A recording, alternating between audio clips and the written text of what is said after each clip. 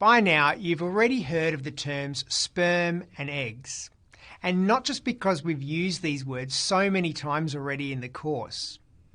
In biology, sperm and eggs are referred to as gametes. Gametes are the reproductive cells that come together at fertilization to produce a new individual. Previously, you've learnt that gametes are made in the gonads. Specifically, sperm cells are produced in the testes, whilst eggs are made in the ovaries. But have you ever wondered just how sperm and eggs are made in these organs? Hopefully the answer is yes, because in this video I'll introduce you to 6 sexy facts about sperm and egg production. And after this video, you'll be able to compare the process and timing of gamete production in males and females.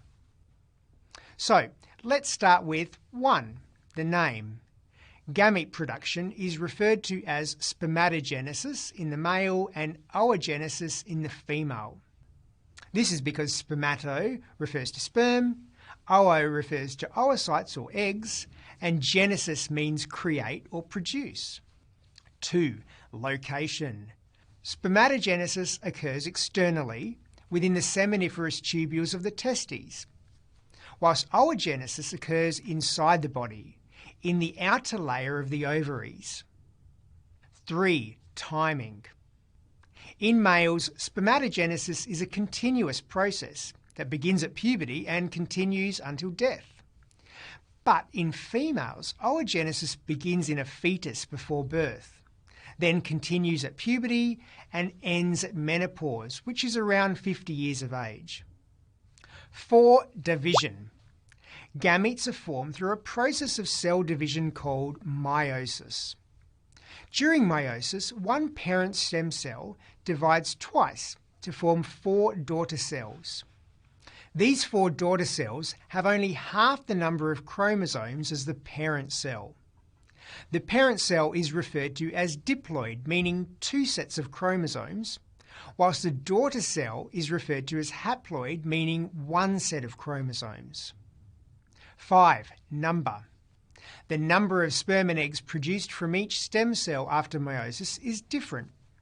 In males, every stem cell, called a spermatogonium, gives rise to 4 sperm cells.